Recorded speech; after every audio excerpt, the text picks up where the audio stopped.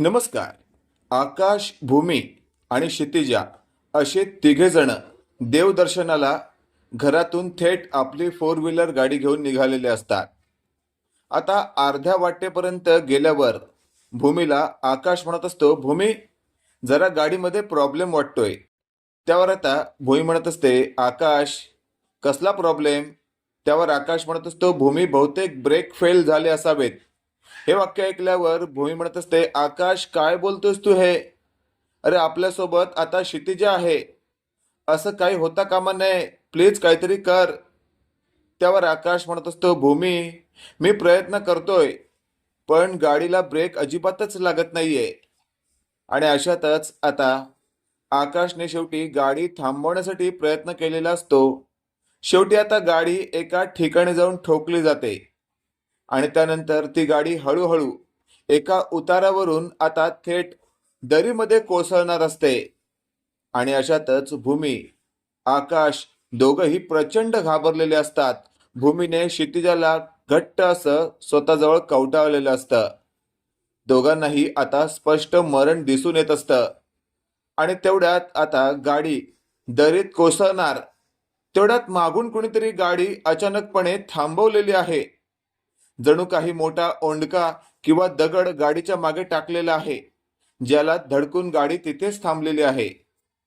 जणू चमत्कारच झाला असं काहीतरी आता भूमी आणि आकाशला वाटू लागतं. आणि तेवढंच आपण पाहतोय आता दोघंही थोडं सावध झालेले असतात.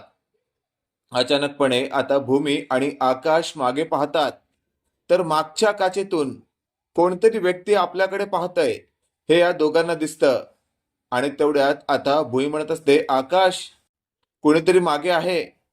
त्यावर आकाश म्हणत असतो, भूमी नक्कीच त्या व्यक्तीने आपली मदत केली असावी.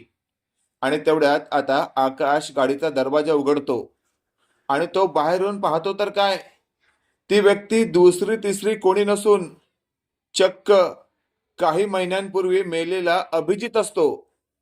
आकाशला एकच धक्का बसलेला असतो. भूमी म्हणत असते, आकाश काय झालंय? आणि अशातच आता आकाश म्हणत असतो, भूमी बाहेर ये. जे मला दिसतंय ते तुला दिसतंय का बघ आधी. आणि अशातच आता आकाशने भूमीच्या बाजूचा दरवाजा उघडलेला असतो, भूमीला बाहेर घेतलेलं असतं. भूमीनेही आता अभिजितला पाहिल्यानंतर अभिजितला पाहून भूमी म्हणत असते, आकाश अगदी बरोबर आहे तुझं, मलाही अभिजित दिसतोय. आता हे वाक्य ऐकल्यावर मात्र आता अभिजित पुढे येतो. तो म्हणत असतो, तुम्ही दोघंही घाबरू नका. तुम्हाला वाटत असेल की मी जिवंत कसा, तर सगळी कथा सांगतो. मी धडधाकट जिवंत आहे. मला आता काहीही झालेलं नाहीये. ऍक्च्युली झालं होतं.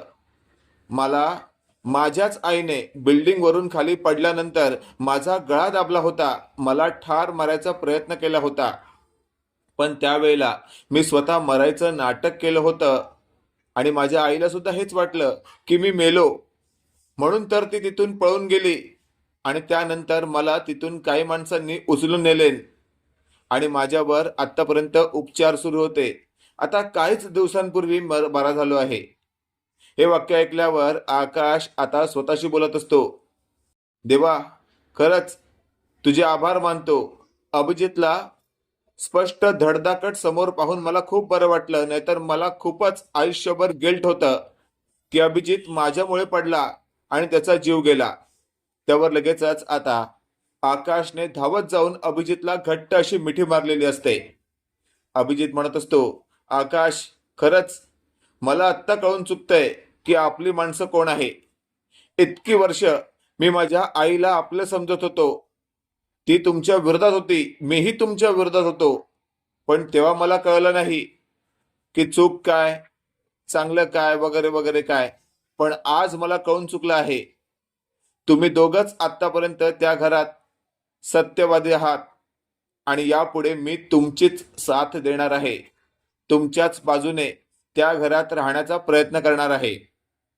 त्यावर मात्र आता आकाश म्हणत असतो, अभिजित तुला नेमकं काय म्हणायचं आहे ना, आले माझ्या लक्षात. आणि अशातच आता भूमी म्हणत असते, अभिजित ये आधी, आपण एका ठिकाणी बसूया. आणि मग हे तिघं एका ठिकाणी बसलेले असतात.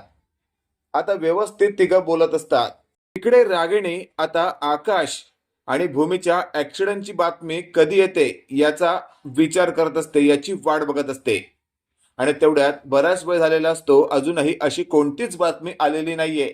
म्हणून थेट आता तिने आपल्या माणसाला फोन केलेला असतो आणि ती बोलत असते, काय रे, तू गाडीचे ब्रेक बरोबर फेल केले होतेस ना? त्यावर मात्र आता रागिणीचा तो माणूस म्हणत असतो, हो मॅडम, अहो हे आमचं रोजचं काम आहे, त्यामुळे तुम्ही काही टेन्शन घेऊ नका. काही वेळानंतर तुम्हाला गाडीचा ऍक्सिडेंट झाल्याची बातमी नक्कीच कानावर येईल. अहो, अशा पद्धतीने फेल केलेत ना, त्याला काही करून कसंही करून वाचता येणारच नाही. त्यावर रागिणी म्हणत असते, हे बघ, जर काही गडबड झाली ना तर मात्र गाठ माझ्याशी आहे. आणि अशातच आपण पाहतोय इकडे आता आकाशने अभिजितला थेट असं म्हटलेलं असतं, तुला आता काळजी करायची गरज नाहीये. जर तू आमच्या बरोबर आहेस ना तर मात्र रागिणी आत्याला आपण कायद्याने शिक्षा मिळवून द्यायचीच. आणि अशातच आता अभिजित, आकाश आणि भूमीने एकी केलेली असते आणि त्यानंतर आता थेट रागिणी अजूनपर्यंत काही धमाका झाला नाही, या दोघांच्या ऍक्सिडेंटची बातमी आली नाही, म्हणून थेट आता पुन्हा एकदा त्या आपल्या माणसाला फोन करते. आणि त्याच वेळेला ती बोलत असताना तिथे आकाश, भूमी आणि अभिजितला आलेलं पाहून आता मात्र पूर्णपणे रागिणीच्या पायखालची जमीन सरकते. रागिणी लगेचच बोलत असते, आकाश, भूमी, तुम्ही एकदम सेफ आहात? त्यावर लगेचच आता अभिजित म्हणत असतो, आई. अरे बाप रे बाप, अजूनही मी तुला आई म्हणतोय, म्हणजे बघ माझ्यात किती माणुसकी आहे. अगं तुला आई नाही तर तुला राक्षसीण म्हटलं पाहिजे, जी स्वतःच्याच मुलाला खायला उठले असते. त्या दिवशी तू माझा जीव घ्यायचा प्रयत्न केलास, पण त्या दिवशी मी फक्त आणि फक्त स्वतःच्या चातुर्याने वाचलो. स्वतःला मेलं आहे असं तिथं सिद्ध केलं मी आणि तुला गंडवलं, नाहीतर तू मला या जगातून बाहेर पाठवलं असतास. त्यावर रागिणी धावत येते. ती म्हणत असते, अभिजित, तू जिवंत आहेस? आणि अशातच आता अभिजितने रागिणीला दूर लोटलेलं असतं. अभिजित म्हणत असतो, मी आता तुला कोणत्याच बाबतीत माफ करू शकत नाही. तू आतापर्यंत जे काही पाप केलं आहेस ना, जे काही गुन्हे केले आहेस, त्याचा जाऊन मी आता थेट पोलिसात अगदी माझ्या शब्दात सगळी लेखी तक्रार करणार आहे. कारण तुला शिक्षा व्हायलाच पाहिजे, नाहीतर या जगामध्ये अजून गुन्हे घडतच बसतील तुझ्यासारखी बाई असेल तर. त्यावर रागिणी म्हणत असते, अभिजित, वेड लागले का तुला? तू तुझ्या आईलाच तुरुंगात टाकणार का? अरे चूक होऊ शकत नाही आईकडून का? त्यावर लगेचच आता आकाश म्हणत असतो, बघ, माझ्यातही अजून माणुसकी आहे म्हणून तुला आत्या म्हणतोय. आता तरी तुझा शहाणपणा तुझ्याजवळ ठेव. दिवस भरले तुझे. आजही तू आम्हा दोघांना मारण्यासाठी गाडीचे ब्रेक फेल करून ठेवले होतेस. अगं कुठे फेडशील ही पाप? असली तू बाई, खरंच तुला म्हणायचो मी आई. त्यावर लगेचच आता भुई म्हणत असते, आकाश, आता वेळ दवडण्यात काहीच अर्थ नाहीये. या बाईला आता कोणत्याही क्षणात आपल्या घरातून हाकलून देण्यापेक्षा हिला पोलिसात दिलेलंच बरं. आणि तेवढ्यात अभिजित म्हणत असतो, मीच आता पोलिसांना बोलवतो.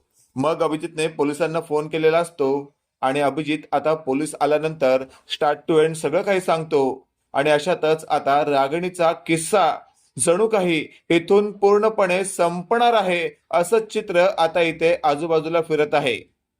आकाशने आता पोलिसांना सगळं काही सांगितलेलं असतं. आज देखील या बाईने आम्हा दोघांना मारण्यासाठी गाडीचे ब्रेक फेल करून ठेवले होते. हिला जास्तीत जास्त शिक्षा व्हावी यासाठी तुम्ही प्रयत्न करा, असं आकाशने पोलिसांना म्हणताच त्यावर लगेचच पोलीस म्हणत असतात, काळजी करू नका, या बाईला तर आम्ही चांगलीच ठोकून काढणार आहे. मित्रांनो, तुम्हाला काय वाटतं ते कमेंट मध्ये नक्की कळवा. रागिणीचे दिवस भरले आहेत, तिच्या पापाचा घडा भरला आहे, तर परत एकदा नवीन घडा लावण्याची गरज आहे का? का तिला सपशेल कायमस्वरूपी तुरुंगात टाकणं गरजेचं आहे? कमेंट करून नक्की कळवा. आणि असेच नवनवीन अपडेट पाहण्यासाठी व्हिडिओला लाईक आणि चॅनलला नक्की सबस्क्राईब करा. धन्यवाद.